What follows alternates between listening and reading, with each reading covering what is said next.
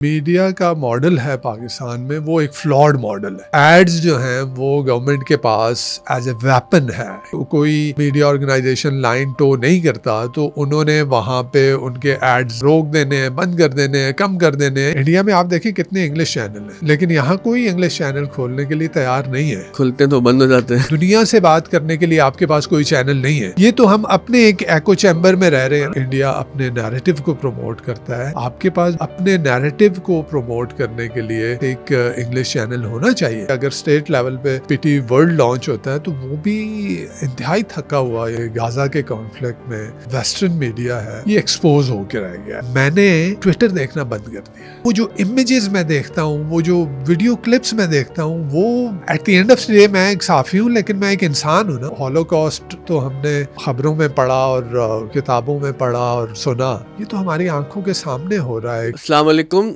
आज हमारे साथ एक्सप्रेस ट्रिब्यून के एडिटर जनाब नवीद हुसैन साहब मौजूद हैं। नवीद साहब से हम एक्सप्रेस ट्रिब्यून की स्टोरी के बारे में बात करेंगे, क्योंकि अखबार बहुत सी स्टोरीज़ आपको देता है, लेकिन अखबार की और मीडिया ऑर्गेनाइजेशन की अपनी भी एक स्टोरी होती है। एक्सप्रेस ट्रिब्यून ने पाकिस्तान में इंग्लिश प्रेस को जिस तरह से चेंज किया और एक नई जहत का इजाफा हमारी मीडिया इंडस्ट्री, जो कि छोटी सी मीडिया इंडस्ट्री है पाकिस्तान में, इंग्लिश मीडिया इंडस्ट्री, उसमें किया, और उस पर भी बात करेंगे। इसके साथ नवीद साहब की अपनी स्टोरी बहुत इंस्पायरिंग है कि वो किस तरह से कराची आए और कराची से एक वर्किंग जर्नलिस्ट की हैसियत से काम करते करते वो एक इदारे के टॉप पर पहुंच गए। और जब हम तलबा तालिबात को पढ़ाते हैं तो हम यही कहते हैं कि आप जो भी काम करें, कोशिश करें कि आप टॉप पोजीशन तक जाने की कोशिश करें, स्क्रैच से शुरू करें, और लेकिन आपका जो गोल है वो उस फील्ड को एक्सेलेंस के साथ अचीव करना हो। तो वो उसकी एक मिसाल नवीद हुसैन साहब हैं। सर बहुत बहुत शुक्रिया, अस्सलाम वालेकुम, आपकी तशरीफ़ आवरी का। Thank you Najam for having me on your show. Sir मुझे याद है जब आपके साथ पहली दफ़ा हमने काम किया तो मैं द न्यूज़ अखबार से आया था, तो आपके बारे में बहुत सारी चीज़ें सुनी थी, बड़े सख्त एडिटर हैं और ज़ाहिर है उसी इम्प्रेशन के साथ आपके साथ काम किया। और शुरू में आपकी सख्ती देखी भी हमने। उस वक्त चैनल एक्सप्रेस ट्रिब्यून का इंग्लिश चैनल भी चल रहा था, फिर आप अखबार को भी लीड कर रहे थे, तो बहुत स्ट्रेसफुल हुआ करते थे आप, क्योंकि दो प्रोजेक्ट्स को साइमल्टेनियसली चलाना, और उसमें फिर आपने मुझे दोनों तरफ काम करवाया। एक आध महीना तो मैं परेशान सा हो गया कि मेरे साथ क्या कर रहे हैं, लेकिन एक महीने के बाद मुझे फिर रियलाइज़ हुआ कि जो मीडिया में ख़ास तौर पर अगर आप एक स्ट्रेसफुल जॉब से नहीं गुजर रहे, आप बहुत तेज़ी से एफिशिएंटली काम करने के आदी नहीं है, तो फिर आप को आगे जाके मसाइल होते हैं। हमने कुछ देखा सहाफ़ियों को कि उनको इतना स्लो पेस पे काम करने की आदत रही ज़िंदगी भर कि वो फिर जो जो मीडिया की तेज़ी है उसके साथ कोप अप नहीं कर पाते। तो पहले तो बहुत शुक्रिया उस तमाम ट्रेनिंग का जिससे आपने हमें गुजारा। तो वो कैसा टाइम था जब आप दोनों प्रोजेक्ट्स एक साथ लीड कर रहे थे, चैनल भी एक्सप्रेस का इंग्लिश चैनल और अखबार भी? नजम, मैं एक्सप्रेस ट्रिब्यून के साथ मेरी वाबस्तगी 2010 से है। मैं उस वक्त समा में था। समा में अगेन वो डॉन न्यूज़ था, डॉन न्यूज़ स्विच कर रहा था उर्दू में। तो एक अटैचमेंट थी डॉन न्यूज़ के साथ, क्योंकि हमने उसको लॉन्च किया था। एक इमोशनल अटैचमेंट, ऑनेस्टली स्पीकिंग। जब वो स्विच कर रहा था उर्दू में, तो there were some of our colleagues who literally cried कि यार ये, यानी हमने इसको, हमारा ब्लड एंड स्वेट इसमें शामिल है, और अब एक प्रोजेक्ट हमने खड़ा किया, बड़े बड़े ख्वाब देखे। आई रिमेंबर एक दफ़ा वो बीबीसी के रीजनल हेड आए थे और उन्होंने कहा था कि जी we have lost viewership to Dawn news. That was a huge compliment for us, and वो नेक्स्ट डे से हम और मज़ीद। तो वो जब उर्दू में स्विच कर रहा था तो एक डिसइल्यूजनमेंट था सभी लोगों में। बहुत सारे लोग तो छोड़ के चले गए थे, कुछ रह गए थे। तो उस वक्त मैं भी देख रहा था, तो वो समा चला गया, लेकिन मेरा उर्दू जर्नलिज्म में पहला वो एक एक्सपीरियंस था। बट शायद वो माइंडसेट उस तरह का नहीं था, और मुझे अच्छा नहीं लगा। Within 6 months I realize that I don't belong here. तो फिर मैंने वो उसी टाइम पे एक्सप्रेस ट्रिब्यून की बात चल रही थी कि जी एक्सप्रेस ट्रिब्यून लॉन्च हो रहा है, तो यहाँ से मुझे कॉल आई और फिर मैं गया। उस वक्त अल्लाह मफ़रत करे, ज़ियाउद्दीन साहब एग्जेक्टिव एडिटर थे, उनसे मुलाकात हुई और वो खैर वो लॉन्ग स्टोरी शॉर्ट ये है कि वो फिर मैंने ज्वाइन कर लिया और डमी चलाते रहे। अच्छा, वो जो डिज़ाइन हमने जिस तरह से एक्सप्रेस ट्रिब्यून को डिज़ाइन किया था for the first time, because मैं तो पाकिस्तान के तकरीबन हर बड़े प्रिंट के इदारे के साथ काम कर चुका हूँ, तो जो ट्रिब्यून का लेआउट देखा और जिस तरह से उसके ऊपर जितनी एफर्ट की गई, डिज़ाइनर बाहर से हायर करवाए गए, तो वो एक वो था। अच्छा, ये भी फॉर द फर्स्ट टाइम था कि किसी अखबार में एक पूरा क्रिएटिव का सेटअप हमने पहले कभी नहीं देखा था कि पूरा एक क्रिएटिव का सेटअप। तो एक क्रिएटिव का पूरा, उसमें बड़े अच्छे हमारे पास डिज़ाइनर्स थे, हमारे पास जो है वो जो जो जो जो सोच थी कि हमने विजुअलाइज करना है हर चीज़ को। जिस तरह से एक कॉमन परसेप्शन है कि न्यूज़पेपर में जो है वो तकरीबन 20% कंटेंट जो है वो पढ़ा जाता है और बाकी सब जो है वो देखा जाता है। बिकॉज रीज़न ही ये है कि इतना ही आपका अटेंशन स्पैन होता है। तो उसमें वो जो हमने उसका लेआउट डिज़ाइन किया, उसमें हमने स्कैटर किया इन्फॉर्मेशन को कि हम रीडर को मजबूर करें कि वो ज़्यादा से ज़्यादा चीज़ें पढ़ें। तो आप उसके हमारे उसके पेज के जी, जी। लेआउट को देख लें, बहुत उसमें खूबसूरत लेआउट है। एग्जैक्टली उसमें आपको कोट्स हैं, कहीं पुल आउट्स हैं, कहीं नंबर्स हैं। तो वो इसलिए कि हम रीडर को मजबूर करेंगे ज़्यादा से ज़्यादा चीज़ों को पढ़े। तो वो देखा और सिंस जो टीम थी उस वक्त यंग टीम थी, यानी बहुत कम लोग थे जिनका कोई जर्नलिज्म का बैकग्राउंड था। टॉप लेवल पे 6-8 लोग होंगे, rest were all young people, fresh grades, foreign grades थे, अच्छी यहाँ पाकिस्तान की अच्छी यूनिवर्सिटीज़ के बच्चे थे।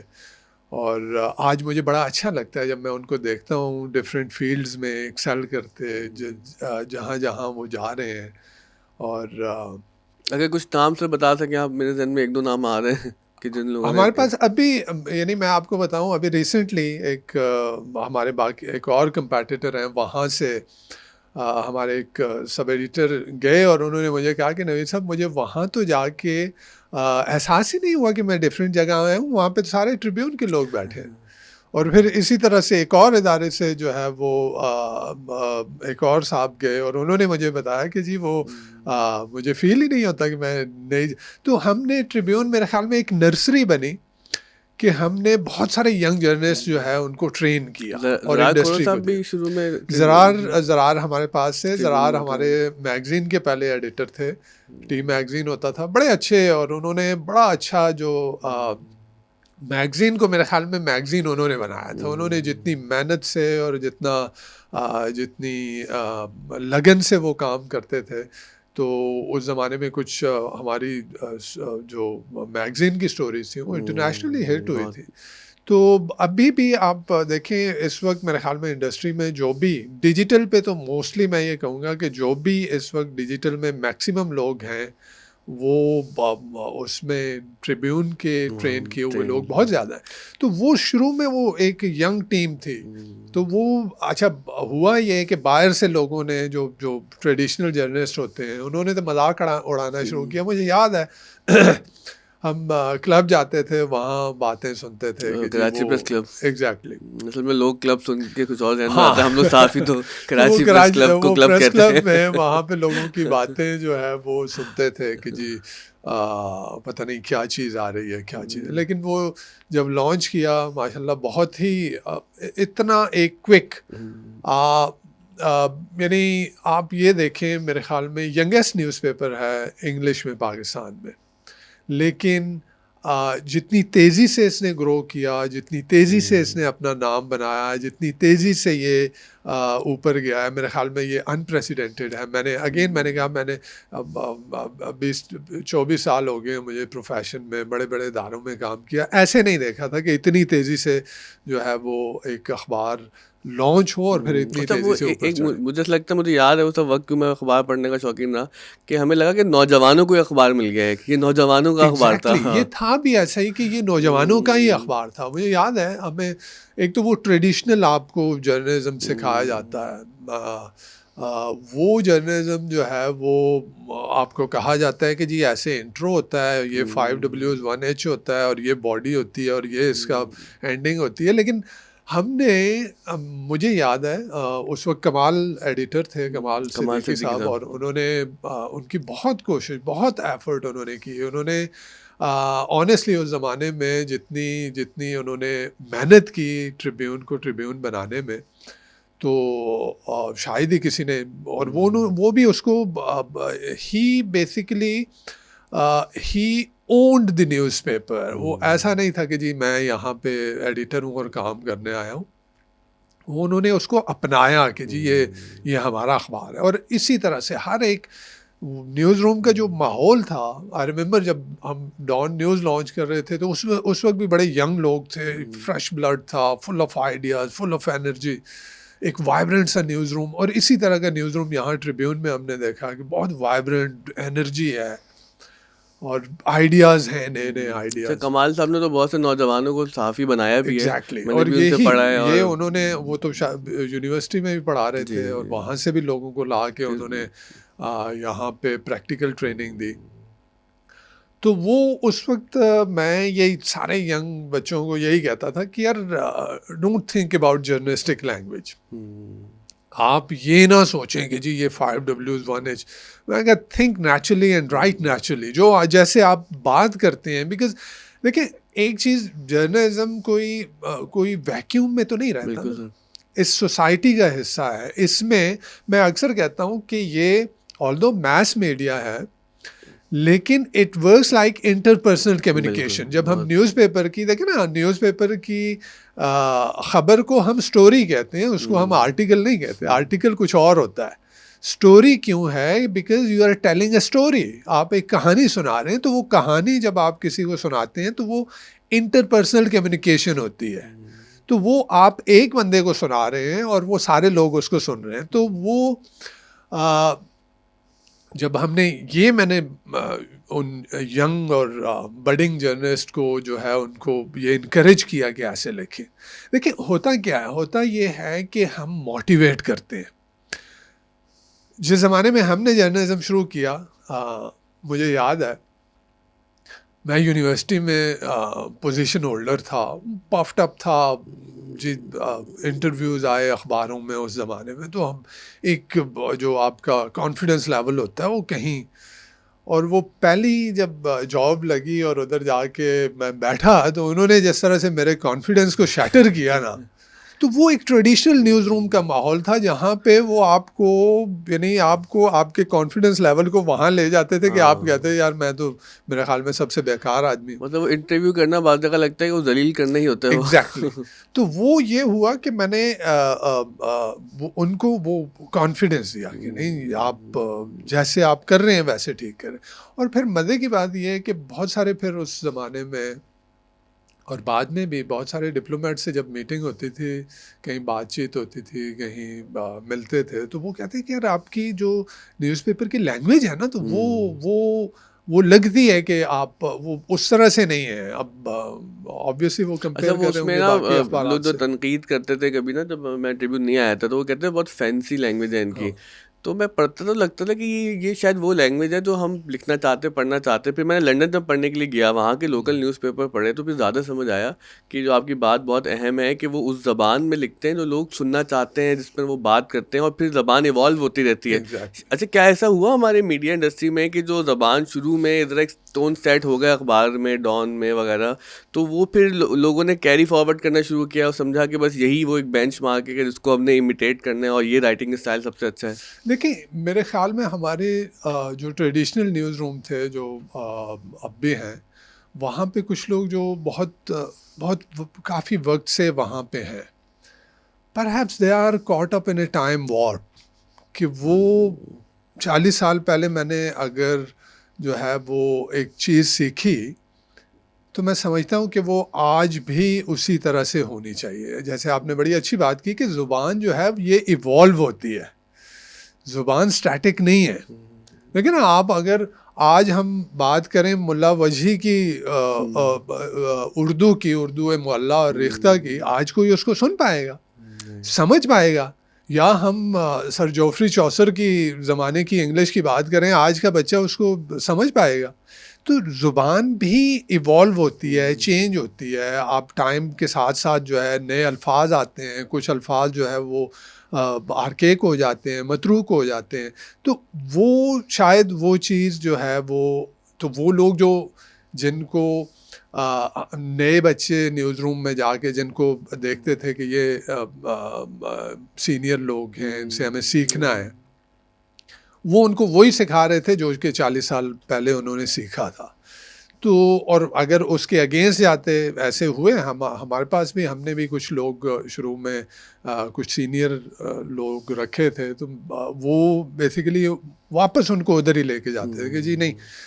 तो वो ऑब्वियसली फिर ग्रेजुअली हमने उनको समझाया कि नहीं, आप जो है वो इनके साथ। अच्छा, अब एक चीज़ वो मुझे खलील जिब्रान की एक बड़ी मज़े की बात याद आती है। वो बच्चों के बारे में, उसमें उनकी वो किताब है द प्रॉफिट, जिनमें उनकी पूरी फ़िलॉसफी है। तो उसमें उससे पूछते हैं कि tell us about about children. तो उसने इतनी अच्छी बात की, उसने कहा your children are not your children, they are the sons and daughters of life's longing for itself. वाह, क्या यानी they are the sons and daughters of life longing for itself. तो लाइफ तो स्टैटिक नहीं होती ना जी। वो जो अलामा साहब ने कहा ना कि जावेदां पैहम रवां है जिंदगी, तो ये जिंदगी तो चल रही है। तो ये जो बच्चे आज के बच्चे हैं, ये मुझसे आगे के बच्चे हैं, इनकी सोच आगे की है, इनके पास इनकी देखे ना। हम मेरे ख्याल में यूनिवर्सिटी में हम थे उस वक्त तक इंटरनेट जो है एक अजीब सी चीज़ होती थी। हम जाके जो है कैफे में कार्ड कैफ़े में बैठ के वो करते थे। तो आज का बच्चा जो है, मैं अपने बच्चे को आज देखता हूँ कि वो तो इसकी उम्र में मैं था, तो मैं तो ये है कि ये बच्चे, हमने ये कॉन्फिडेंस दिया तो बच्चों आप को। बताए थे कि आप जो ट्रिब्यून की लॉन्च डेट है वो आपके साहबजादे की सालगिरह भी है उसके साथ, एग्जैक्टली। तो तो ये आपको एक ट्रिब्यून के साथ इमोशनल मेरे हाल कनेक्शन में, भी मैंने है। अपने करियर में इतना लंबा टाइम कभी कहीं नहीं गुजारा था। ट्रिब्यून के साथ मेरे ख्याल में ये मेरी एक इमोशनल अटैचमेंट है कि जिस दिन ट्रिब्यून लॉन्च हुआ था उसी दिन मेरे साहबजादे की विलादत हुई थी। तो वो ट्रिब्यून के साथ जो है वो उनकी बर्थडे है, तो शायद इस वजह से भी ट्रिब्यून के साथ एक इमोशनल अटैचमेंट है। और इतनी लंबी एसोसिएशन अभी, यानी लॉन्च से लेके अभी तक मैं डिफरेंट पोजीशन में रहा। शुरू में मैंने ज्वाइन किया था एज अ शिफ्ट इंचार्ज, फिर मैं एडिशन इंचार्ज बना, फिर नेशनल एडिटर बना, फिर न्यूज़ एडिटर बना। उसके बाद जो है वो मैं एडिटर बना। तो पिछले 7 साल से जो है मैं ट्रिब्यून को अभी देख रहा तो हूँ। कराची से कब आपका आना हुआ, और फिर आपने बताया कि आपका ताल्लुक सवाबी से, लेकिन आपका जो ब्रॉटअप है सारा वो हरीपुर हज़ारा में हुआ। तो जब इस शहर में किस साल आए, और फिर कितना मुश्किल था यहाँ पर जो है वो करियर स्टार्ट करना, या फिर ये बहुत वेलकमिंग शहर रहा आपके लिए? मैं अक्सर क्या करता हूँ, लोग मुझसे पूछते हैं कि आप कहाँ से हैं। तो मैं वो फ़ारसी का एक वो है कि हर मुल्क मिल्क मास के मुल्क खुदा मास, कि मैं I belong to everywhere because I मेरा इंसेस्ट्रल जो टाउन है, ज़िला है, वो ज़िला सवाबी है, खैबर पख्तूनख्वा में। मेरी बर्थ जो है वो हरीपुर में हुई, डिस्ट्रिक्ट हरीपुर में, जो कि हज़ारा डिवीज़न में है। हरीपुर, और फिर स्कूलिंग और कॉलेज वगैरह हरीपुर एबटाबाद में हुआ। फिर मैं पेशावर चला गया यूनिवर्सिटी में। अच्छा, मैं इंटरेस्टिंगली मैं कभी सोचा नहीं था कि मैं सहाफ़ी बनूंगा। मज़े की बात यह है। और ये उस सोचने वाली कोई बात ज़माने भी नहीं में है। उस ज़माने में जो सहाफ़ी की ज़िंदगी थी वो इतनी कठिन थी। मैं जब यूनिवर्सिटी से फ़ारिग हुआ तो वो पहली जॉब जब मुझे मिली, अच्छा वो यूनिवर्सिटी में भी जैसे मैं पढ़ रहा था, तो साथ में वहाँ पे खैबर मेल और फ्रंटियर पोस्ट न्यूज़पेपर थे, तो उनमें हम साथ में जो है जाके वो किया करते थे एज ए यानी प्रैक्टिकल जर्नलिज्म करने का जो एक वो था। लेकिन पहली जॉब जो मिली, तो वो जो उन्होंने सैलरी ऑफ़र की, तो मैं उस ज़माने में सिगरेट पीता था। तो ऑनेस्टली उस सैलरी में मेरे सिगरेट नहीं पूरे होते थे। तो जब सिंस मैंने कहा कि पोजीशन होल्डर था, उस वक्त इंटरव्यू हुए, तो एक इंटरव्यू में वो आज भी मेरे पास वो पड़ा हुआ है, जिसमें मैंने कहा कि जी मैं तो सहाफ़ी बनने का कैसे सोच सकता हूँ, सहाफ़ी कैसे जो है वो अपनी फैमिली को सपोर्ट करेगा। तो कभी था ही नहीं। ब्रिलियंट स्टूडेंट रहा, थ्रू आउट स्कॉलरशिप लेता रहा। यानी जब इंटर किया तो उस ज़माने में टैलेंट स्कॉलरशिप हुआ करता था, पूरे डिवीज़न में 8-10 लोगों को मिला करता था। वो टैलेंट स्कॉलरशिप लिया, कॉलेज में गया, कॉलेज टॉप कर लिया, यूनिवर्सिटी में गया, वहाँ पोजीशन ले ली। तो वो था ये कि जी ज़हन में ये था कि जी सीएसपी ऑफिसर बनना है और सीएसएस करना है।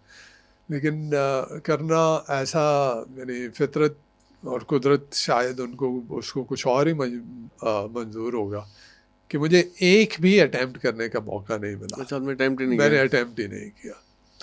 तो वो छोटा सा, तो ऑब्वियसली फिर वहाँ से पेशावर तो छोटा सा शहर है, और जो जर्नलिज्म की अपॉर्चुनिटीज़ इतनी थी नहीं, तो फिर मैं कराची आ गया। किस सन में आए कराची में? मैं कराची में आई थिंक 99 में आया था। तो उस वक्त माशाल्लाह आपने लगवाया आके फिर। हाँ, तो वो ये था कि कराची बहुत एक मेरे ख्याल में बहुत खूबसूरत शहर है। ये शहर ऐसा है कि अगर आप आएँ तो ये आपको जकड़ लेता है। तो वही हुआ, वेलकमिंग। तो शहर था ही, अपॉर्चुनिटीज़। और ये वो लोग, कुछ लोग शायद ये समझते हैं कि आप बग़ैर किसी सिफ़ारिश के या उसके आप आगे नहीं जा सकते। तो मेरे ख़्याल में मैं सबके सामने एक मिसाल हूँ कि मैंने सब एडिटर से स्टार्ट किया द न्यूज़ में। उस ज़माने में मैंने स्टार्ट द न्यूज़ से किया था कराची में, और जो है वो बहुत थोड़े अरसे में मैं फिर वहाँ पे मैंने 5 साल गुजारे थे। और मज़े की बात ये है कि मैं सब एडिटर हुआ। 1 साल बाद मुझे उन्होंने सीनियर सब एडिटर बना दिया, और फिर 2 साल बाद जो है मैं शिफ्ट इंचार्ज बन गया, और मेरे हाल में चौथा या 5वां साल था, मैं असिस्टेंट एडिटर बन गया। काफ़ी तो क्विक ट्रांजिशन रही आपकी। हाँ, काफ़ी क्विक वो रहा। तो उसके बाद 2007 में जो है वो फिर डॉन न्यूज़ लॉन्च हो रहा था। तो वो क्योंकि बहुत ही न्यूज़पेपर और जो न्यूज़पेपर के न्यूज़ रूम की लाइफ है वो बहुत ही, वो कहते हैं कि स्पेशली ग्रेवयार्ड शिफ्ट में काम करने वाले लोग अपनी लाइफ से 10 साल तो वैसे ही माइनस कर दें, because you are going against the nature. हाँ, ग्रेवयार्ड मतलब रात को काम शुरू करते हैं और एग्जैक्टली सुबह तक अब काम करते ये हैं। न्यूज़पेपर की लैंग्वेज में हम ग्रेवयार्ड शिफ्ट उसको हाँ। कहते हैं कि जो रात को एडिशन जो है निकाल के अखबार को प्रेस में भेज के जो शिफ्ट भेजती है वो ग्रेवयार्ड शिफ्ट होती है। अब डिजिटल में भी हो गई है, एक रात 12 से सुबह 8 तक लोग हाँ, काम अब ये करते लगे हैं। वो खैर उस तरह से, इसमें तो ये होता था कि पूरी एक शिफ्ट चल रही है, हम्म, और डिजिटल में तो मेरे ख्याल में 1-2 लोग एक दो होते लोग हैं जो, बैठे बिकॉज होते वो हैं। इतना न्यूज़ का फ्लो नहीं होता ना। हम्म, वहाँ पे तो ये है कि सारी चीज़ें ही रात में हो रही होती थी। तो वो 99 में यहाँ पे आए, और उसके बाद से अभी तक कराची मतलब में। बूढ़ा कर देने वाला काम है ये साफत। बूढ़ा साफत। लेकिन एक मैं अक्सर नए बच्चों को कहता हूँ कि जो साफत जो है ना, जर्नलिज्म ये प्रोफेशन नहीं है, ये पैशन है। बिल्कुल। अगर आपका पैशन नहीं है ना तो सहाफ़त आपके लिए नहीं है। ना फिर फिर ना आए। आप जो है, बिकॉज़ देखिए ना, अब आप नेचर के अगेंस्ट जा रहे हैं। आप जो है वो सारी रात जो है वो जाग रहे हैं और सारा दिन सो रहे हैं। आपके घर वाले ही सबसे पहले आपसे उकता जाते हैं कि जी ये क्या है? तो वो उसी वक़्त हो सकता है जब आपका पैशन हो। हाँ, आपकी ज़िंदगी से हमने देखा, आप मतलब 11-12 बजे ऑफिस से घर जा रहे हैं, फिर हम आपको डमी हाँ, भेजते रहते थे, हाँ। 3-3 बजे तक आप खबरें देख अभी रहे हैं, भी यही है कि फिर मैं आप रात सुबह को से काम यानी पे आ गए। 3 साढ़े 3 बजे तक, जब तक कि वो एडिशन फाइनल नहीं हो जाता, तो मैं बैठा रहता हूँ, देख रहा होता हूँ। तो मतलब बड़ा डिफिकल्ट है ना, एक तो ये होता है कि आप जब तक न्यूज़ रूम में हैं तो काम में फोकस होता है, फिर 8-10 घंटे की 12 घंटे की शिफ्ट के बाद घर जाकर भी उसी काम को करते हैं ना, तो वही वो कर तो रहे हैं। बहुत एक ज़हन हाँ थका देने वाला मसला है ये। हाँ अच्छा, तो ये तो हमने बात की जो थोड़ी सी अच्छी साइड मीडिया की है, और कुछ मज़ेदार भी है, कुछ उसके अंदर कुछ पैगामात भी हैं नए आने वालों के लिए। लेकिन अब जो मीडिया की सूरत हाल है वो बहुत मायूस कुन है, और जिस तरह से सैलरी स्लैश हुई है, लोगों ने प्रोफेशन छोड़ा है एक, और जिस तरह सेंसरशिप के मसाइल आ गए हैं, स्टेट से तो मीडिया का ताल्लुक है, फिर मीडिया का जो अपना मॉडल है शायद वो भी पाकिस्तान में फ्लॉड मॉडल है। तो ये इस सूरत हाल को कैसे देख रहे हैं कि if there is a way out, या फिर हम मज़ीद परेशानियों के ज़माने में जाएंगे आगे? देखिए वो जो मॉडल है, आपने बिल्कुल ठीक बात की, आपने बिल्कुल दुरुस्त बात की कि जो मीडिया का मॉडल है पाकिस्तान में वो एक फ्लॉड मॉडल है। देखिए flawed model in the sense कि आप इंटायरली डिपेंडेंट हैं, बल्कि इंटायरली अगर मैं ना कहूँ और मैं ये कहूँ कि 70% तक आप डिपेंडेंट हैं गवर्नमेंट के एड्स के ऊपर, हुँ, तो आप जो है मेरे ख्याल में यू आर डूम्ड। और हुँ, ये दुनिया में अभी अभी कुछ दिन पहले हमारे केयर टेकर प्राइम मिनिस्टर साहब ने भी इस तरह की बात की थी। हुँ, तो आपको चेंज करना होगा। आप देखें, अभी आप अपने पड़ोस में चाइना में देख लें। चाइना में जो मॉडल है वो बिकॉज़ ऑब्वियसली डिजिटल आ गया है, डिजिटल जो है वो लीड कर रहा है, हर जगह लीड कर रहा है। और चाइना का मॉडल मैंने बड़ा क्लोज़ली स्टडी किया कि वहाँ पे भी डिजिटल जो है वो लीड कर रहा है। और फिर वो कन्वर्जेंस हो रही है कि आपका टीवी, आपका रेडियो, आपका न्यूज़पेपर वो सारे एक प्लेटफ़ॉर्म पे लेके आ रहे हैं, और उससे जो है बिकॉज़ सर्वाइवल तो आपको चाहिए ना। और फिर जब आप इतना ज़्यादा डिपेंडेंट हो जाते हैं, आपका अपना कोई अपनी सर्वाइवल के लिए अपना कोई मॉडल नहीं होता, कोई एक अपने आप को फाइनेंशियली वायबल नहीं बनाते, तो फिर आपकी जो फ्रीडम होती है वो भी गिरवी रखी हुई होती है। हुँ, फिर आप अपने एडवर्टाइज़र को देखेंगे, फिर आप गवर्नमेंट्स को देखेंगे कि जी गवर्नमेंट यूज़ करती रही है। एक ज़माने में तो न्यूज़ प्रिंट से स्टार्ट किया था। अभी जो है वो एड्स जो हैं वो गवर्नमेंट के पास एज़ ए वेपन है कि वो अगर कोई मीडिया ऑर्गेनाइजेशन लाइन टो नहीं करता तो उन्होंने वहाँ पे उनके हुँ, एड्स रोक देने हैं, बंद कर देने हैं, कम कर देने हैं, यानी कोई वो उनके पास एज़ ए वेपन पड़ा हुआ है। तो जो स्पेशली जो हमारा कोविड के बाद हुआ था, जब कोरोना वायरस पेंडेमिक का आउटब्रेक हुआ, तो उस ज़माने में तो मीडिया बिल्कुल ही, आप देखें, मीडिया के ऊपर उससे बुरा वक्त शायद कोई नहीं था। और उसके साथ साथ जो एक और चीज़ जिसने बड़ा कंट्रीब्यूट किया मीडिया के अंदर, मीडिया के इस ब्लीक फ्यूचर को मज़ीद जो है वो तारीक करने में, वो पीटीआई गवर्नमेंट की पॉलिसीज़ थी। मुझे याद है, आप उस ज़माने में फवाद चौधरी साहब जो थे वो इंफॉर्मेशन मिनिस्टर थे, और वो किसी यूनिवर्सिटी में खड़े होके उन्होंने कहा था कि जी बंद कर दें हाँ, ये जो मैस कॉम की डिग्री बंद मैस है, कॉम के डिपार्टमेंट से सब बंद कर दें, बेरोज़गार हो डिग्रियाँ जाएँगे। बंद कर दें, क्योंकि आगे तो जो है बिकॉज़ उनका ये था कि जी सिर्फ एंटरटेनमेंट के ऊपर। तो ये तो एक सोच है पाकिस्तान में, एक बहुत मैं ये कहूँगा कि पाकिस्तान बनने के थोड़े ही अरसे बाद ये इस सोच ने जन्म लिया कि जी जो आवाज़ जो है वो जो भी तनकीद की आवाज़ें, जो डिसेंटिंग वॉइसेस हैं, उनको किस तरह से दबाया जाए। लेकिन तो ये तो तो वो हर कभी गवर्नमेंट आपने की। डिमोटिवेट किया, कभी आपने इतनी नाउमीदी फैला दी। और ये भी था, पीटीआई के दौर में जो भी मीडिया के साथ किया गया, ये एक सोची समझी जो है वो स्ट्रैटेजी थी कि जी आपने ये इतनी ज़्यादा, और वो उस ज़माने में तो खुल्लम खुल्ला ये कहा जाता था कि जी इतने चैनल क्यों हैं हमारे पास। लेकिन उससे क्या इस सवाल में कोई जेन्युइन वेट नहीं है कि दुनिया में जो मतलब मगरिब को हम देखते हैं तो 4 5 6 न्यूज़ चैनल अगर आते हैं वो फिर बाकी एंटरटेनमेंट के होते हैं चैनल। तो जो इतने न्यूज़ चैनल हैं इसका सोसाइटी को फ़ायदा है? देखिए, एक तो ये है कि मेरे ख़्याल में जितने चैनल हैं इतने तो नहीं होने चाहिए, ये तो मैं खुद भी एग्री करता हूँ, क्योंकि आपके पास रिसोर्सेज नहीं है। कुछ चैनल्स तो आप देख लें वो डमी चैनल, वो तो डमी बिल्कुल अखबारात की तरह ही है वो। डमी अखबारात की तरह। और फिर उस हुँ, दिन केयर टेकर प्राइम मिनिस्टर साहब ने कह दिया कि कौन कौन लोग हुँ, जो है वो चैनल खोल रहे हैं। तो इतने चैनल तो और फिर मैं जो जो और मज़े की बात है कि आपके पड़ोस में इंडिया, आप 24 करोड़ की आबादी है। इंडिया में आप देखिए कितने इंग्लिश चैनल हैं, हुँ। लेकिन यहाँ कोई इंग्लिश चैनल खोलने के लिए तैयार नहीं है। खुलते हैं तो बंद हो जाते हैं। Exactly exactly. अब उसमें आपके पास मॉडल ही ये है ना, आप इंग्लिश की तो आपकी जो ऑडियंस है वो तो एक बड़ी नीश ऑडियंस है ना, उसमें तो आप ये तो नहीं कर सकते कि जी इतनी आपकी रेटिंग यहाँ से यहाँ चली गई। रीज़न बीइंग कि वो तो बहुत थोड़े लोग देखते हैं। तो एडवर्टाइज़र आपको कहाँ पे देगा वो तो सर उसके लिए सोसाइटी में एडवर्टाइजमेंट? एजुकेशन का भी एक मसला है ना कि हम इंडिया से एजुकेशन में बहुत नीचे हैं। मतलब मैं ये नहीं कह रहा कि अंग्रेज़ी बोलने से कोई पढ़ा लिखा हो जाता है, लेकिन आपको पता ही है कि अंग्रेज़ी बोलने से ही दुनिया के कारोबार इस वक्त चल रहा है। तो इंडिया मेरा जाना हुआ 2008 में, तो मैंने देखा कि वहाँ पर मतलब बहुत ही जो मुनासिब स्कूल हैं, वहाँ की भी जो अंग्रेज़ी का जो लेवल था वो हमारे बहुत महंगे स्कूल से भी अच्छा था।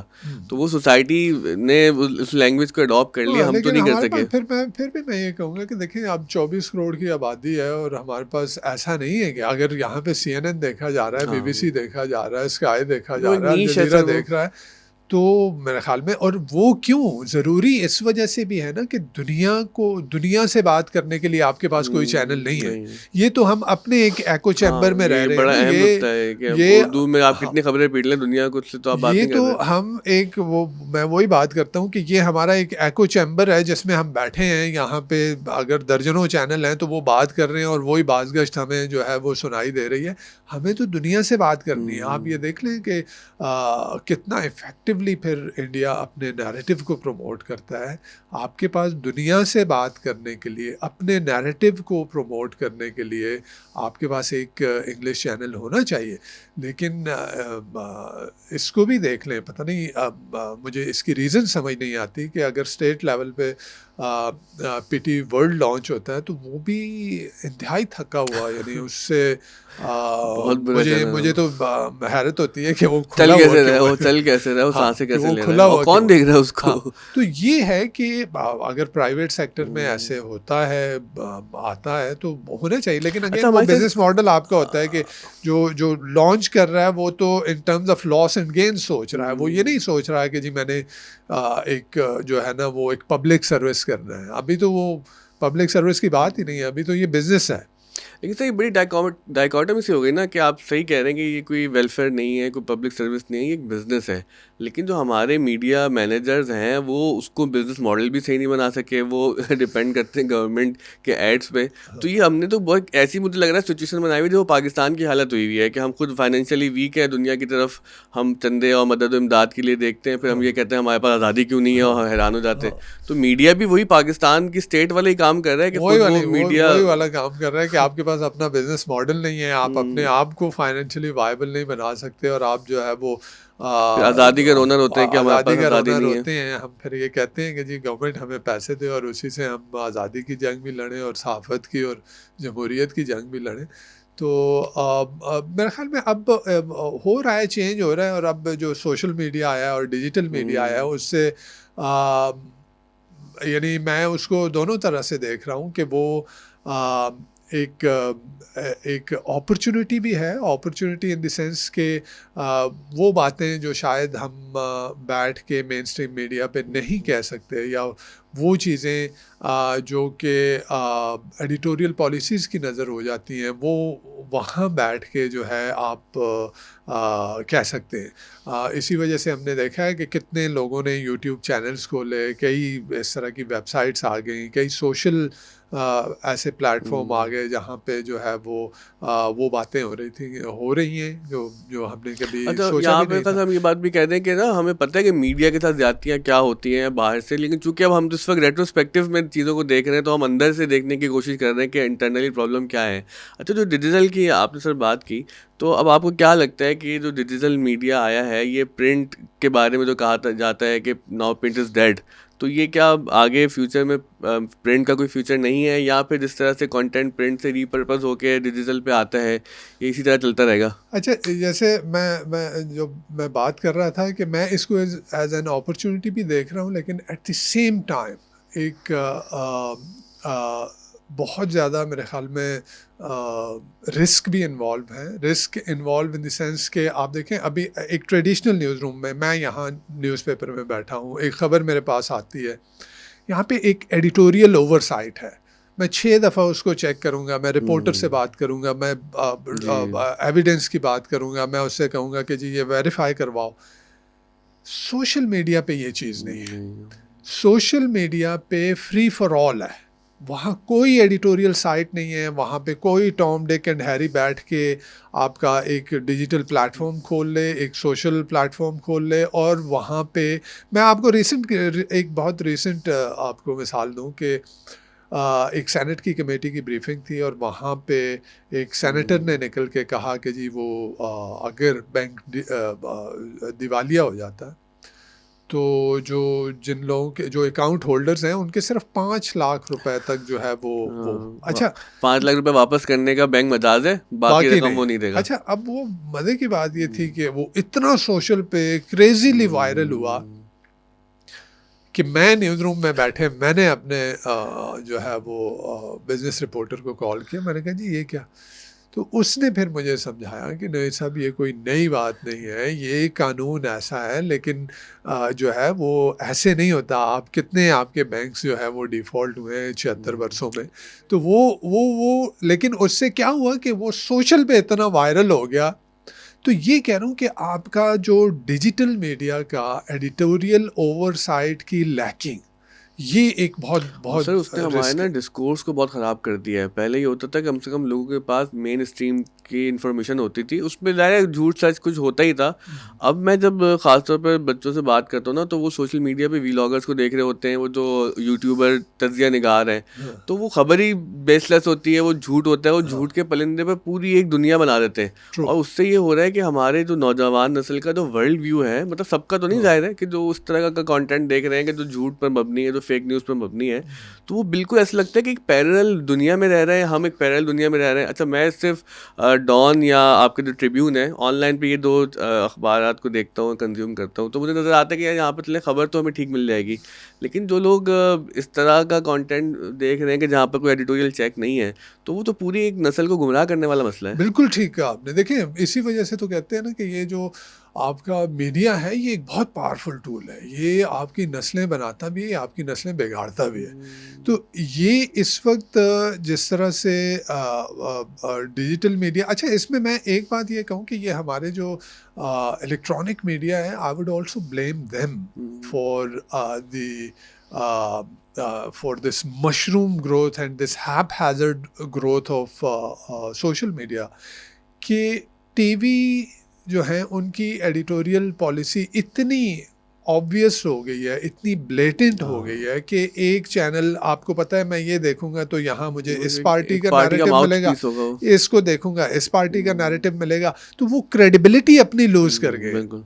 तो वो जो क्रेडिबिलिटी लूज की है, तो वो लोगों ने फिर सोशल मीडिया की तरफ हाँ, देखना सही शुरू बात है। किया कि यहाँ पे तो उनको डाइवर्स किस्म के ओपिनियन मिल जाते हैं, जो भी बैठा है, जो भी बात कर रहा है।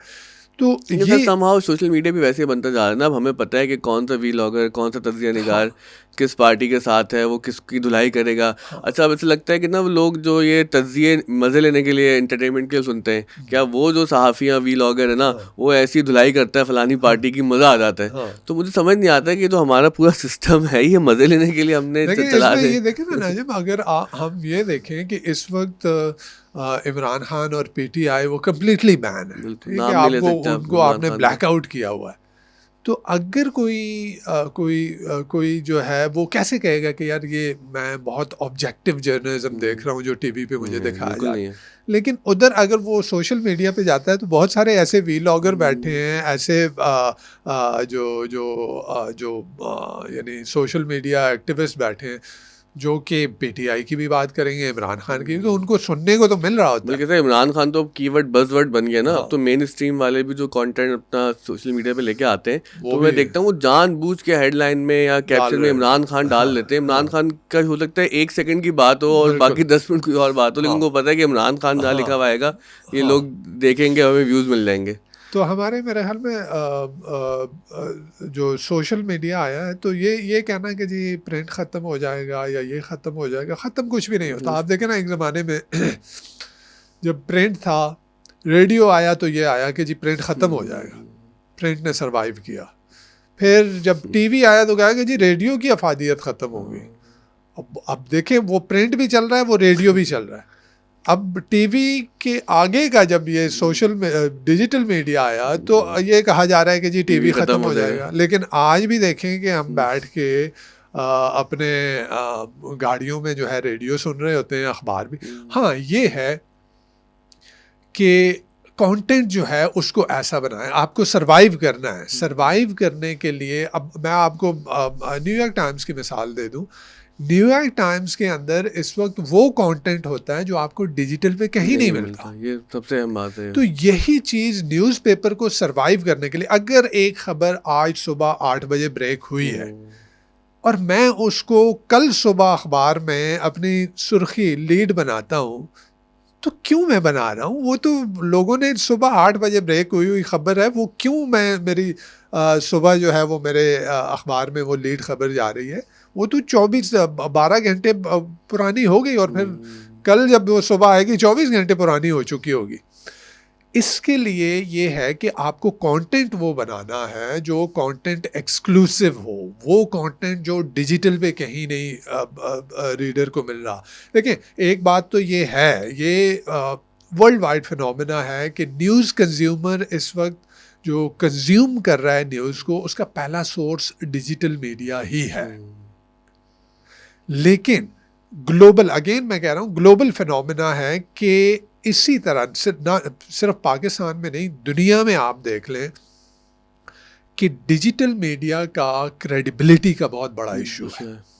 हम देख लें, यूक्रेन की वॉर में आपने देखा, यूक्रेन की वॉर में और फिर अभी जो गाज़ा में जो कुछ हो रहा है, जो चल रहा है, तो इस दौरान आप देखें कि ट्विटर में, अच्छा ये इलॉन मस्क ने जो है उसमें से वो ब्लू टिक जो है वो फॉर सेल करके तो मेरे ख्याल में बहुत बड़ा जुल्म किया है। क्योंकि अभी ये हो रहा होता है कि एक वेरीफाइड अकाउंट से, मैंने ये गाज़ा के ये सारे कॉन्फ्लिक्ट के दौरान मैं बड़ा क्लोजली देख रहा था, इतनी डिसइंफॉर्मेशन, इतनी miss information, disinformation, fake news, जो भी आप इसको नाम दे लें, कि इतनी ज़्यादा है कि वो सच जो है वो कहीं गुम होके रह जाता है। तो यही यूक्रेन की वॉर में हो रहा था कि जितना जितना आप देखें ना, वो जब वो वैगनआर का जो जब उन्होंने वो किया, सारा ट्विटर जो है वो भरा हुआ था एज ए वो मॉस्को पे चढ़ाई कर रहा है। हाँ, वो तो लगा था कि बस वो हमने देखा कि जी वो कैसे वो भी ऑब्वियसली उनकी टैक्टिक्स थी जिस तरह से उन्होंने। तो खैर, कहने का मकसद ये है कि ये डिजिटल मीडिया का सबसे बड़ा चैलेंज जो है वो हमारे पास है फेक न्यूज़, मिस इन्फॉर्मेशन और डिसइंफॉर्मेशन। उसको कैसे कॉम्बैट करना है, ये एक बहुत बड़ा चैलेंज होगा। स्पेशली मैं कहूँगा वो जर्नलिज्म का मॉडल जो कि हमारा लिबरल जर्नलिज्म का मॉडल है, जो वेस्टर्न लिबरल जर्नलिज्म का मॉडल है, उसमें फेक न्यूज़ को और मिस इन्फॉर्मेशन, डिसइंफॉर्मेशन को कॉम्बैट करना एक बहुत बड़ा चैलेंज। आप पड़ोस में चाइना में, ऑल्दो छोटा सा बॉर्डर लगता है, मैं फिर भी चाइना को पड़ोस ही कहता हूँ, कि वहाँ पे आप देख लें कि वहाँ पे जो उन्होंने जर्नलिज्म का मॉडल, आप उससे इख्तलाफ करें या इत्तेफाक करें, वो एक अलग बात है, लेकिन जो जर्नलिज्म का मॉडल है वहाँ पे उन्होंने डिजिटल, क्योंकि वो डिजिटल फर्स्ट की उनकी अप्रोच है, और वो जो है वो कन्वर्जेंस वाले मॉडल पे आ रहे हैं कि जहाँ पे रेडियो, टीवी और अखबारात, यानी उनके बड़े बड़े अखबारात आप देख लें, जो चाइना डेली और इकोनॉमिक डेली जैसे जो उनके अखबारात हैं, वो भी वो प्रिंट से ज़्यादा डिजिटल के ऊपर वो फोकस कर रहे हैं। तो उन्होंने जिस तरह से वो मॉडल क्राफ्ट किया हुआ है, तो उसमें मैं ये समझता हूँ, मेरा पर्सनल असेसमेंट है, maybe I am wrong और मे भी लोग इत्तेफाक ना भी करें, लेकिन जो जो जो उनका मॉडल है उसमें वो फेक न्यूज़ को बड़ा, बिकॉज उनको ये पता है एक एक अकाउंट कहाँ से कौन सा सोशल का प्लेटफॉर्म, कौन सा जो है वो डिजिटल का प्लेटफॉर्म, उसका ओनर कौन है, न्यूज़ कहाँ से जनरेट होती है, कैसे वो उसको जो है वो डिसिमिनेट किया गया, कैसे फैलाया गया। तो वहाँ पे मैं समझता हूँ कि उन्होंने जो चेक्स रखे हैं, बिकॉज़ वहाँ एक डिजिटल का प्लेटफॉर्म लॉन्च करना इतना ही मुश्किल है शायद जितना जो है अखबार या एक टीवी लेके आना। आपका मेन अखबार स्ट्रीम मीडिया का हाँ। कोई चैनल जो है वो लॉन्च करना। तो यहाँ पे हमारे पास जो लिबरल वेस्टर्न जर्नलिज्म का मॉडल है इसमें, क्योंकि देखें होता क्या है, होता ये है कि हमारी जो न्यूज़ ऑर्गेनाइजेशंस हैं वो बहुत ज़्यादा पैसा इन्वेस्टमेंट नहीं जी, जी, करती, बस मैं और ये वो पूछने वाला था कि ये ये एक, होगा कैसे? हाँ क्योंकि अब ये तो रिपोर्टर्स भी निकाल दिए हैं, सब एडिटर्स भी निकाल दिए हैं। अब आप मतलब जिस भी ऑर्गेनाइज़ेशन को हम देखते हैं, मीडिया ऑर्गेनाइज़ेशन को, वहाँ पे साइज़ बहुत छोटा हो गया है, अगर आप 5 साल, 10 साल पहले देखें। तो इतना बड़ा चैलेंज फेक न्यूज़ का सामने है और इस सूरत में आप लोगों को निकाले जा रहे हैं न्यूज़ रूम से, अच्छा तो ये तो फिर इसमें मसला हल नहीं होगा। इसमें एक चीज़ के जैसे मैंने कहा कि वो इन्वेस्टमेंट की कमिटमेंट शायद इतनी नहीं होती, तो आपको फैक्ट चेक डेस्क जो है वो सेटअप करने होंगे। हर एक इदारे में एक फैक्ट चेक डेस्क हो जो कि बिकॉज़ अब देखें ना, आपका भी एजेंडा जो है वो सोशल मीडिया सेट कर रहा है। आप अपने चैनल्स को उठा के देख लें कि कैसे वो ट्विटर की चीज़ें जो ट्विटर पे वायरल हो रही हैं, जो टिकटॉक पे वायरल हो रही हैं, जो बाकी सोशल प्लेटफॉर्म पे वायरल हो रही हैं, वो आ जाती हैं जो आपके मेन न्यूज़ के बुलेटिन का हिस्सा बन जाती हैं। तो वो आपको वहाँ पे वो डेस्क सेटअप करने होंगे। हाँ, कुछ जो आपने ठीक बात कही कि साइजेस छोटे हो रहे हैं।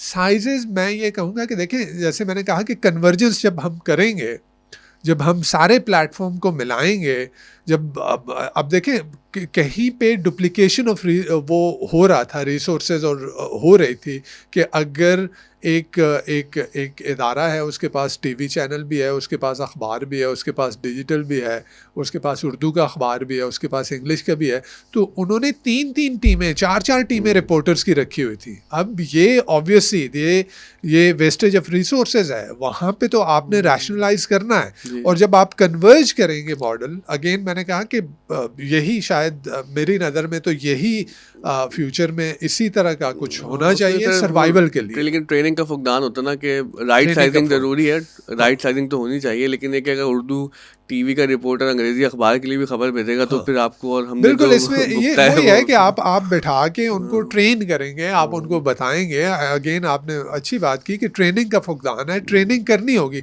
लेकिन आपने अगेन हमने हमने सरवाइव करना है। अब अगर इतने बुरे हालात हैं और मज़ीद आगे चीज़ें जिस तरह से मुल्क की इकॉनमी चल रही है और जिस तरह से आपको आगे जो इकोनॉमिक सिचुएशन नज़र आ रही है, तो उसमें मसले और बढ़ेंगे। तो उसके लिए आपको आपका एक प्रैक्टिकल प्रैग्मेटिक फ्यूचर ये अप्रोच है लेनी कि जी पड़ेगी। आप कन्वर्ज करें, आप जो है वो रिसोर्सेज को, लेकिन उसके साथ साथ आप जैसे आपने कहा ट्रेनिंग की ज़रूरत है, ट्रेन करके हैज़र्डली जो है वो कन्वर्जेंस तो नहीं है कि होंगे। मीडिया मालिकान को उस पे इन्वेस्ट करना पड़ेगा। अच्छा, आखिर में सर मैं एक सवाल करूँ अगर आपसे, तो वो जो एक ट्रिब्यून के बारे में एक जो चीज़ मशहूर है ना, बहुत लिबरल अखबार है। हाँ। तो ये लिबरल अखबार होना क्या होता है? और इस वक़्त चूँकि पूरे वेस्टर्न मीडिया की जो हिपोक्रेसी है वो गज़ा के मसले में वो दुनिया के सामने है।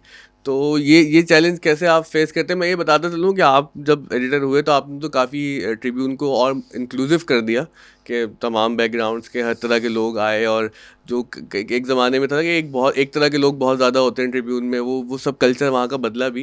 लेकिन फिर भी ट्रिब्यून के लिए मशहूर यही है कि बहुत लिबरल लोग हैं आप लोग, तो क्या मतलब है लिबरल से मुराद यहाँ देखिए पे? लिबरल एक नजम, ये मेरे ख्याल में थोड़ी सी अंडरस्टैंड करने की ज़रूरत है कि जब आप देखते हैं कि आपकी ऑडियंस कौन है। हुँ, अखबार तो यानी हम लोगों के लिए निकालते हैं ना, और फिर आप अपनी ऑडियंस की उनके डेमोग्राफिक्स को देखते हैं कि जी कौन है, किस उम्र का है, किस एजुकेशन लेवल का है, उसका बैकग्राउंड क्या है। उसकी अब पसंद नापसंद क्या है? जैसे जैसे उर्दू की मैं बात करूं तो उर्दू का जो जो जो उर्दू का न्यूज़पेपर है वो तो हर किसी के लिए है, हर कोई बैठ के उसको पढ़ सकता है, समझ सकता है। अच्छा, उनका वर्ल्ड व्यू भी डिफरेंट होता है, उनका फ्रेम ऑफ रेफरेंस डिफरेंट होता है, वो चीज़ों को एक डिफरेंट पर्सपेक्टिव में देख रहे होते हैं। अब जब इंग्लिश का जब वो एक बड़ी जो आपकी ऑडियंस है वो एक बड़ी महदूद सी ऑडियंस होती है, उस ऑडियंस का वर्ल्ड व्यू डिफरेंट है, उसका फ्रेम ऑफ रेफरेंस डिफरेंट है, वो शायद चीज़ों को उस तरह से नहीं देखती कि वो जो दूसरे लोग देख रहे होते हैं। तो अब उनके लिए अगर मैं कोई ऐसी चीज़ करूँगा, ऑब्वियसली मैंने तो कंटेंट वो बनाना है जो कि जो मेरा रीडर है उसको कैटर करे। ऐसा तो नहीं है कि मैं हवा में वो करूँ और मैं कहूँ कि जी ये, तो वो लिबरल इन द सेंस हमने लिबरल वैल्यूज़ को प्रमोट किया, हमने डेमोक्रेटिक वैल्यूज़ को प्रमोट किया, और ये मेरे ख्याल में हर एक अखबार को करना चाहिए क्योंकि ये हमारे बेसिक उसमें है। वो सेगमेंट ऑफ सोसाइटी जो कि मार्जिनलाइज थे, उनकी आवाज़ बने, उनको हमने आवाज़ दी, और इस तरह की वैल्यूज़ को हमने प्रमोट किया। हाँ, ये है कि हमने ज़्यादा इंक्लूसिव कर दिया, जिसमें पहले कुछ आवाज़ें नहीं होती थी, शायद वो भी वो अब भी है। हमारे जो है उसका प्लेटफॉर्म पे उनको भी वो दी जाती है। तो वो तो मेरे ख्याल में हर एक जो हुँ। है वो बल्कि ना उसको होना उर्दू चाहिए। अखबारों की ज़बान बड़ी हमेशा तो नहीं, कुछ मामलात में इनसेंसिटिव भी होती है। आपको याद है कि वो अमेरिका में एक क्लब में शूटिंग हुई और यहाँ पे लिखा कि इतने लोग जो है वो जहन्नुम रसीद हो गए, भून दिए हाँ, गए। हाँ, तो ये तो वैसे ही कि इंसानी और हमारे मज़हबी हाँ, इक़्तिदार के भी खिलाफ़ है हाँ। इस तरह की ज़बान। लेकिन वो ऑडियंस ही बेसिकली, वो ऑडियंस उस तरह की सेंसेशनलिज्म, उर्दू का जर्नलिज्म बेसिकली अपना नोटोरियस है फॉर इट्स सेंसेशनलिज्म, कि जी आपने खबर को ऐसे कि आप जब चौराहे पे कोई अगर हॉकर अखबार बेच रहा है और वो सुर्खी को ही देख के कहे कि जी अखबार ख़रीद लो, तो जो ऑब्वियसली जो इंग्लिश का रीडर है, हमारे हमारे जहन में होता है कि इसका एजुकेशन लेवल एटलीस्ट यहाँ पे है। तो अगर उस लेवल का इस एजुकेशन लेवल के बंदे की सोच क्या होगी, वो फिर हमारे सामने वो होता है। सामने तो होता है। बाकी आवाज़ बनना मीडिया का तो काम ही है ना। देखें, हम तो पब्लिक सर्विस की जब बात करते हैं कि मार्जिनलाइज्ड सेगमेंट ऑफ सोसाइटी, वो लोग जिनकी आवाज़ कोई नहीं है, वो इश्यूज जो दबे हुए हैं, वो इश्यूज जो टैबूड हैं, जिनके ऊपर बात नहीं की जाती, जहाँ पे सोसाइटी में ये नहीं समझा, नहीं जी नहीं, ये इसको इस पे बात ना करें।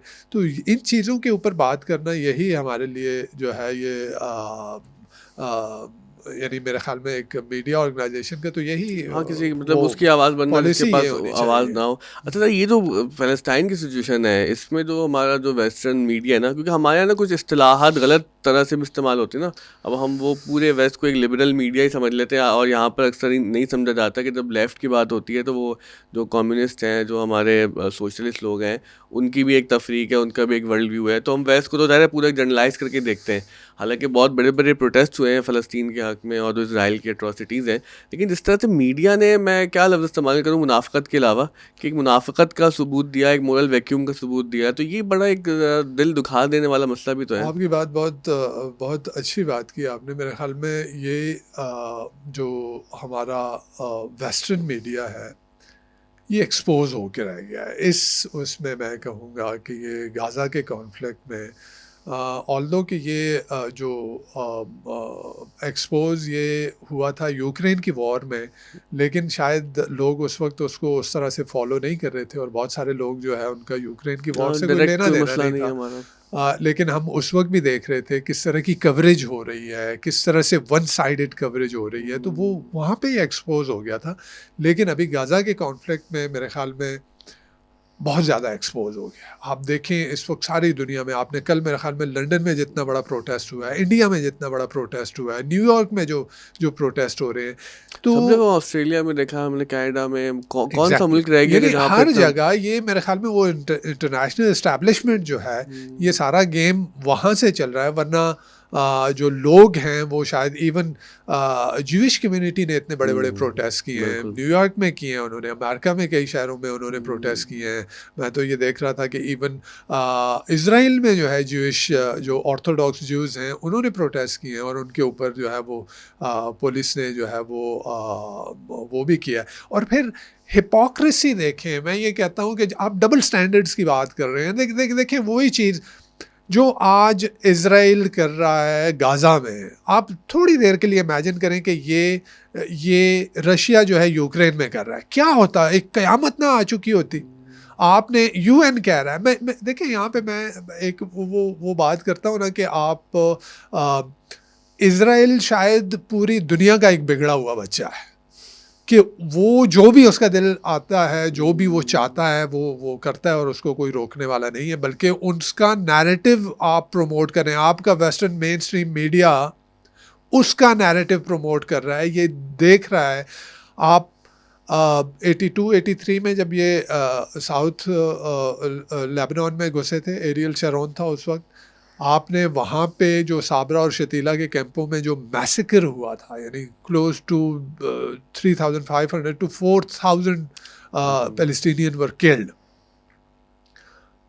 ऑल्दो वो लेबनीज मलेशिया ने किया था, लेकिन इन्होंने प्रोटेक्ट किया, इन्होंने घेरा हुआ था इजरायली फोर्सेस ने। हुआ कि जी वॉर क्राइम्स हुए, जेनोसाइड हुआ है, यानी उस वक्त यूएन की इंक्वायरीज हुई, उन्होंने ये इस्टेब्लिश किया। फिर ये आपका ये 2000 में, मेरे ख्याल में 2000 में ये जनीन में घुसे, वहाँ पे कितने लोग, फिर वही बात आई, जेनोसाइड की बात आई, वॉर क्राइम्स की बात आई।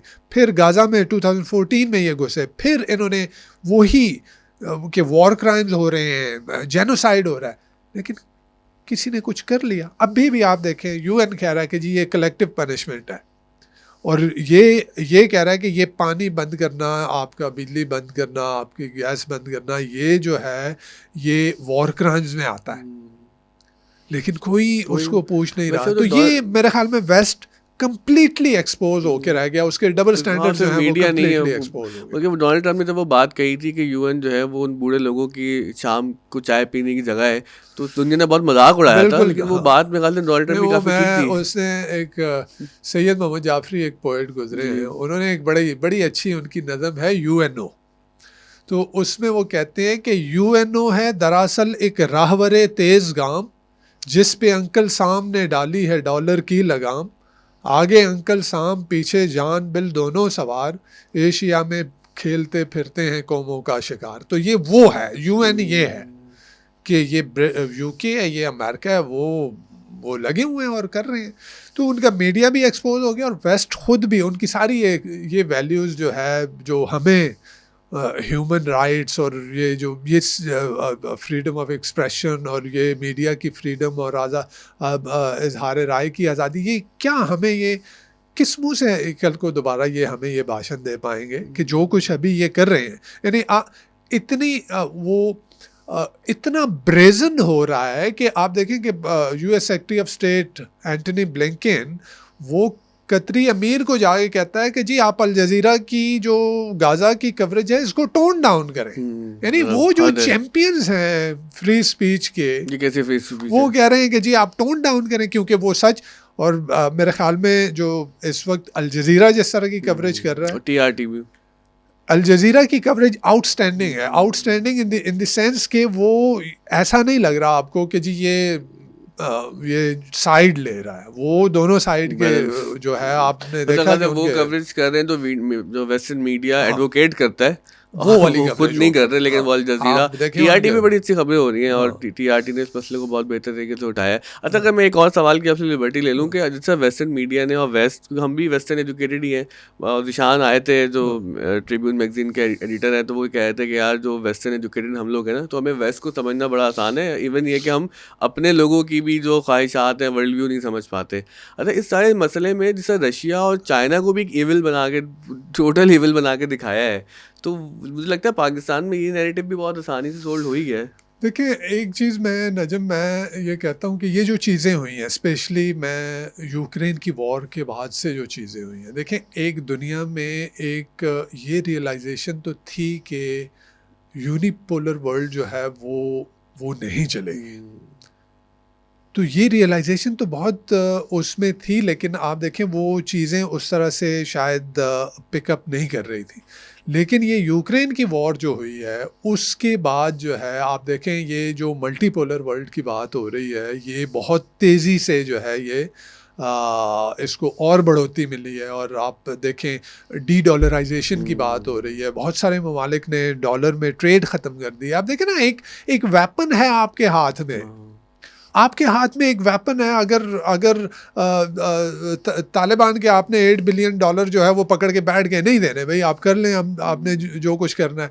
आपने अब रशिया के मेरे ख्याल में कोई $300-400 बिलियन पड़े हुए थे, आपने यूक्रेन की वॉर में पकड़ लिए। यानी आप, ये इतना ब्लेटेंट है और इतना वो फील हुआ कि यूक्रेन की वॉर के बाद आप देखें, मज़े की बात यह है कि चाइना ने जितनी तेज़ी से, आप फिगर्स उठा के देखें, पिछले 2-4-6 साल में उन्होंने जितनी तेज़ी से अमेरिका से अपने जो जो उनके डॉलर के रिजर्व्स वहाँ पे थे वो जिस तरह से निकाले, रीज़न बीइंग कि आप, मेरा पैसा है आपके पास पड़ा है और आप विम्सिकल है ना, आपको तो आपकी विम्स पे आया कि जी भाई आपने ये किया है, मैं नहीं दे रहा, आप नहीं दे रहे।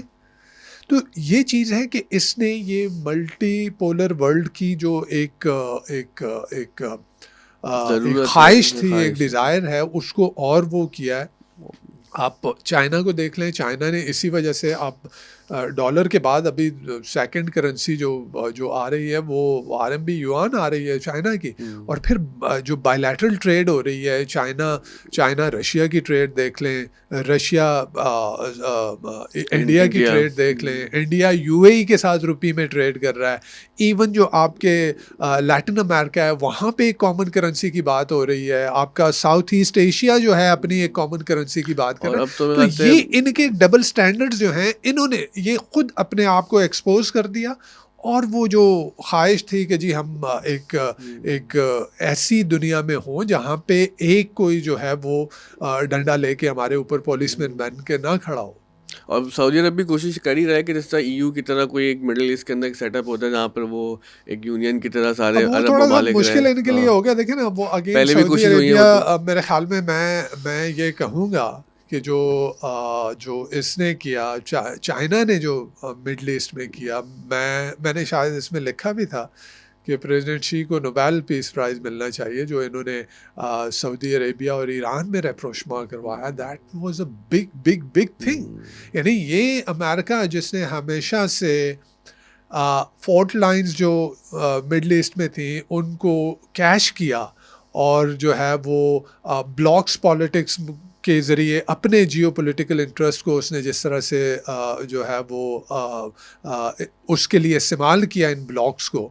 तो चाइना, आप देखें, ये वहाँ आना, आप अभी भी ये हुआ कि आपने ईरान के सदर के साथ जो है वो टेलीफोन पे जो बात की, MBS ने सऊदी पहली सरकारी कॉल है। कॉल की है।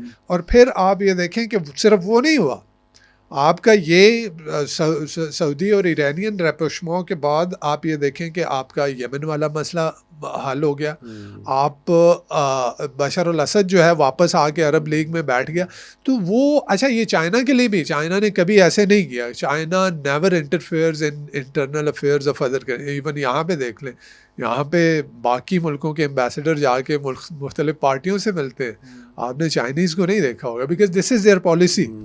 लेकिन मिडल ईस्ट में उन्होंने ये जो किया, ये बहुत तो अच्छा ये किया। शायद वही डिज़ायर थी अमेरिका ज़रा की। सा हम अब करीब से देखें तो पाकिस्तान के अंदर जो सेक्टेरियन फॉल्ट लाइन थी उसमें भी ज़रा अफाका हो गया, और हमें उससे सुकून भी हो गया कि अफाका यहाँ हो, जो हाँ, आप दो बिकॉज सेक्स पे वो लड़ाने MBS तो उसको देख डिफरेंट तरीके से रहा है, वो सऊदी अरेबिया को कहीं और देख रहा है, और उसका जो विजन है मेरे ख्याल में वो वही है कि उसको ट्रेड कमर्शियल हब बनाना है, उसने उसको टूरिज़म हब बनाना है, और इंफॉर्मेशन टेक्नोलॉजी का हब बनाना है। उसने देख लिया, साथ में सारी उम्र तो तेल नहीं होता ना, आपने अपनी इकोनॉमी को डाइवर्सिफाई करना है, this is what he is doing. तो अब चाइना और सऊदी अरेबिया की ट्रेड भी जो है वो भी लोकल अब करेंसी देखें ना, में हो मिडिल रही है। ईस्ट के तेल के चक्कर में US ने वहाँ पे वॉर्स करके तेल ही यही निकाल लिया किया, उनका। आज भी बैठा है। आप देखिए ना, सीरिया में वो बैठा हुआ है। कोई ये तो पूछे कि भाई किस मैंडेट के तहत आप एक दूसरे मुल्क में बैठे हो और वहाँ का तेल चोरी कर रहे हो। अब आपने चाइना की बात की, चाइना डेली ने भी हमारे स्कूल को कवर किया था, तो बहुत शुक्रिया आज आप तशरीफ़ लाए। अब हमें तो ये लगता है कि अब एजुकेशन के ज़रिए, शऊर के ज़रिए हम कोई अपनी छोटी सी कोशिश कर सकते हैं। तो यहाँ पर अल्हम्दुलिल्लाह बॉबदर स्कूल में तकरीबन 2600 स्टूडेंट्स, लड़के लड़कियाँ पढ़ रहे हैं हमारे पास। और चाइना डेली ने एक बड़ी अच्छी एक कॉम्प्रिहेंसिव रिपोर्ट की थी, और मुझे समझ आया कि तो फिर वो डिजिटल पे भी चलाई, यूट्यूब पे भी चलाई, और वो जो आप कन्वर्जेंस मॉडल की बात कर रहे थे, तो कैसा लगा हमारा स्कूल देख के आज आपको? हमने नहीं, मुझे तो बड़ा अच्छा, मैं ऑनेस्टली मेरे ख्याल में बहुत अच्छा काम कर रहे हैं। आपका तो सेटअप देख के मुझे बड़ा आई एम रियली इम्प्रेस्ड कि मेरे ख्याल में कुछ जो हमारे जो बराए नाम चैनल हैं उनसे ज़्यादा अच्छा सेटअप आपका जो है, और जिस तरह का काम कर रहे हैं 2600 स्टूडेंट एक बहुत, और जिस तरह से यानी डाइवर्स फील्ड्स में आप लोगों को ट्रेन कर रहे हैं, तो आई थिंक बहुत अच्छा, एक बहुत कमेंडेबल काम कर रहे हैं। एंड आई होप कि आप जो है ये फर्दर जो है इसको और आगे लेके जाएंगे और चीज़ें जो है वो बेहतर होंगी। And thank you very much for having me. आपने मुझे यहाँ बुलाया, ये बहुत आपसे कुछ बात सीखा बात आपसे। हुई। दुनिया की काफ़ी सारी चीज़ों पर हम ज़रा ज़हन परेशान ही रहता है आजकल, क्योंकि जो खबरें आती हैं। हाँ, अच्छा, अब सहाफ़त से ताल्लुक़ का एक बड़ा मसला ये हो जाता है कि एक इंसान काम कोई भी कर रहा हो, एग्जैक्टली वो आप अखबार पढ़े बगैर वो बात वही है कि मैं अक्सर लोगों से कहता हूँ कि यार शायद अगर मैं सहाफ़त में ना होता तो मैं कभी खबरें ही ना पढ़ता और ना देखता, बिकॉज़ वो इतना डिप्रेस हो जाता है। आप यकीन जाने, जब से ये गाज़ा का वो शुरू हुआ है कॉन्फ्लिक्ट, मैंने ट्विटर देखना बंद कर दिया। यानी वो जो इमेजेस मैं देखता हूँ, वो जो वीडियो क्लिप्स मैं देखता हूँ, वो at the end of the day मैं एक साफ़ी हूँ, लेकिन मैं एक इंसान हूँ ना। वो अंदर जो है वो इंसान वो तो फील करता है कि ये क्या हो क्या रहा है। असल में और मेरे ख्याल में वो हम कहते हैं कि वो हॉलोकॉस्ट तो हमने ख़बरों में पढ़ा और किताबों में पढ़ा और सुना, ये तो हमारी आंखों के सामने हो ये रहा भी है। एक हॉलोकॉस्ट ही है, हॉलोकॉस्ट जो बस हमारी आंखों के सामने हो रहा है, और मेरे ख्याल में ये तो डॉक्यूमेंट हो रहा है। ये जिस तरह की वीडियो क्लिप्स हैं, ये तो कल को यानी ये तो सब दुनिया देखेगी ना कि ये क्या हो रहा है। और ये आ, फिर बात उधर ही आएगी कि ये लेकिन मैं अगर वेस्ट का शऊर किधर था। मैं अगर देखने वालों की बात बताऊँ ना, कि अगर कोई मंज़र सहाफ़ी को रुला दे ना, तो वो बड़ा ज़ालिम मंज़र होता है, क्योंकि बिल्कुल, हम ये सब देखने के आदी होते हैं। हमने हाँ, कितनी ख़तरनाक वीडियोज़ देखी हैं, हम बिहेडिंग की इम्यून हो वीडियोज़ चुके देखी होते हैं, हैं। और बिल्कुल ठीक कहा आपने, लाशें देख रहे बिल्कुल होते हैं और ठीक कहा। ख़बरें लेकिन पढ़ वो रहे होते बच्चों हैं। को ये जो चीज़ें हाँ, हैं, बच्चों को जो देखते हैं और वो जो वीडियोस, और जिस तरह से वो दिल दहला देने वाला, मैं कहता हूँ कि सख्त से सख्त जान इंसान भी जो है ना वो देख के, तो मैंने ट्विटर का जो है वो बहुत कम कर दिया है। बल्कि एट टाइम्स तो ये होता है कि मैं देख रहा होता हूँ और कोई क्लिप आता है तो मैं उसको जल्दी से स्क्रॉल कर देता हूँ, क्योंकि वो नहीं देखा मतलब जाता। हाँ, वो दिल अब फट गया है, वो देखने की मनाज़िर हिम्मत हाँ, नहीं। अब देखें ना, अगर जो मज़हबी क़दामत पसंदी की बात होती है, हम्म, तालिबान को ज़ाहिर है हम भी कंडेम करते हैं, जो कुछ पाकिस्तान में उन्होंने किया, और जो जो एक ज़रा मज़हबी इंतहा पसंदी का मसला है, बिल्कुल है, गलत है। लेकिन जो यहाँ के लोग, इज़राइल के लोग, जिस तरह आप वो वीडियो की बात हो रही थी आपसे, कि वो बाकायदा दुआएँ करके हाँ, वो लोगों को, फ़ौज को भेज रहे हैं कि तुम हाँ, जाके लोगों को कत्ल करो।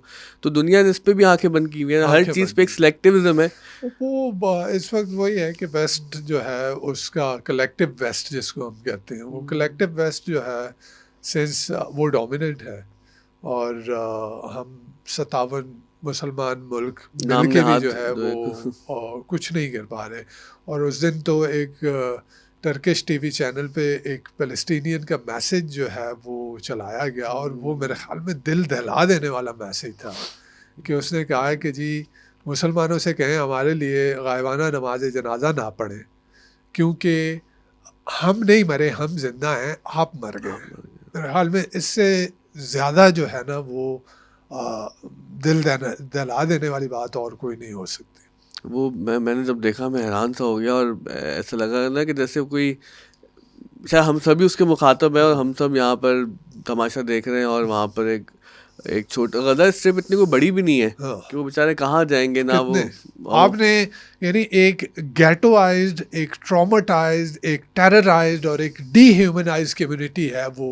मैं कहूँ जो जो जो जो गाज़ा की 1.1 मिलियन लोग वहाँ पे हैं, यानी एक गेटो में आपने शायद ही दुनिया का कोई खिता हो जो इतना डेंसली पॉपुलेटेड हो, जहाँ पॉपुलेशन डेंसिटी इतनी ज़्यादा हो कि एक छोटे से उसमें एक गेटो में आपने उनको बंद किया हुआ है।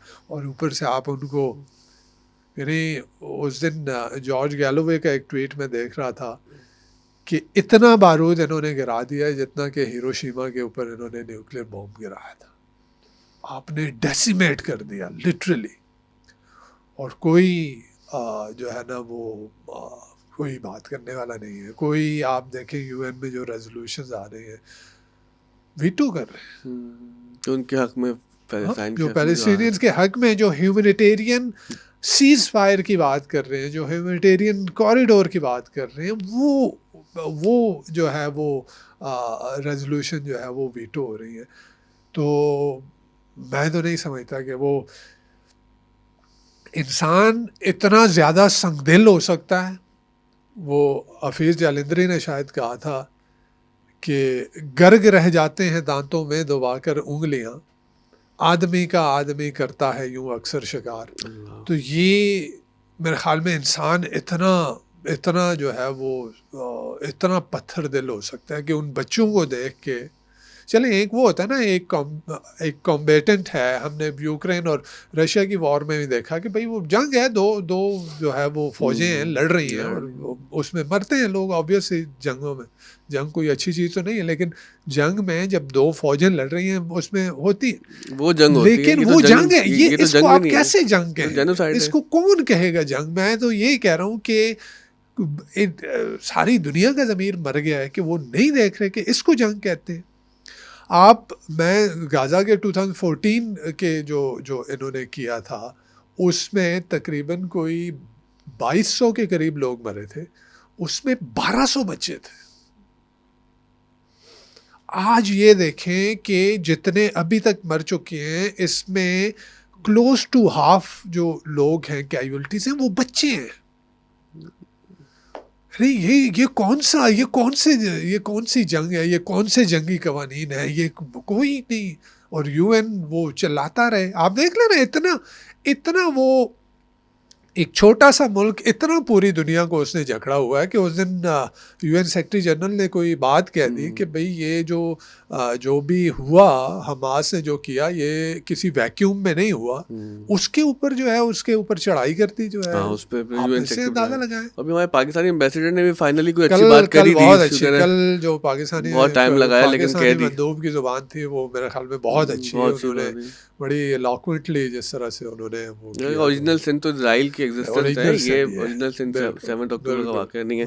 तो बहुत शुक्रिया, आपसे बात खत्म करने को दिल नहीं चाह रहा। वो बहुत देर से जिस तरह से होता है ना, जुम्मे की तकरीर में मौलाना साहब बोलते रहते हैं आखिरी बात, तो वो उसी तरह से आपसे हम बात करते करते बहुत आगे निकल गए। थैंक यू, आपने बुलाया और बड़ा अच्छा लगा आपके स्टूडियो में आके, आपके यहाँ पे आके। कुछ जज्बाती से मोमेंट थे, कुछ बहुत समझने की बातें थी, कुछ हमारे जाके मीडिया के मसाइल थे। ज़ाहिर इसी दुनिया में जिंदा रहना है और हम दुआ कर सकते हैं कि अल्लाह ताला इस मुल्क पर, फ़लस्तीन पर, तमाम इंसानों पर रहम करे, क्योंकि तमाम इंसानों पर इंसान कहीं भी तकलीफ में हो, अभी भी देखें ना, मैं वही कह रहा हूँ कि इंसान तो प्रोटेस्ट कर रहे हैं। आप लंदन में जितना बड़ा प्रोटेस्ट हुआ, मैं नहीं देखता कि कभी लंदन में इतना बड़ा प्रोटेस्ट, तो वो इन्हीं लोगों अच्छा, वो भी वेस्ट है ना। अब हम भी बाद वेस्ट को कंडेम करते करते बहुत आगे चले जाते हैं और ये नहीं सोचते कि जो वहाँ पे लोग रह रहे हैं वो भी हमारी तरह से ही हैं, जिस तरह हम बहुत। अभी निशान आए थे ने बड़ी अच्छी बात बोली, ने कहा कि देखिए इजराइल का मसला बहुत पेचीदा है और बहुत खौफनाक है, हौलनाक है, लेकिन थोड़ा सा हम ये भी देखें ना कि हमने पाकिस्तान में कितने मिनी इजराइल बनाए हुए। हमने लोगों की ज़मीनों पे कब्जे किए, गोठों को रिमूव किया, उनको क्रेनों से उठा के फेंका, वहाँ पे एक प्लॉट खरीद लिया। अब हम तो वही इजरायली सेटलर की तरह है। अब हमारी बला से कि उसको कॉलोनी को बनाने में कितने जुल्म हुए थे, उससे हमें कोई ताल्लुक नहीं है ना। वो कहते हैं कि खून अपना हो या पराया हो, नस्ल आदम का खून है। आखिर कोई भी मरे, जंग जो है वो बुरी है, लेकिन ये जो हो रहा है ये जंग नहीं है, ये एक बर्बरियत है, ये एक बर्बरियत है, ये एक। तो बहुत शुक्रिया सर आपकी। इंशाल्लाह अगले एपिसोड में फिर मुलाकात होती है।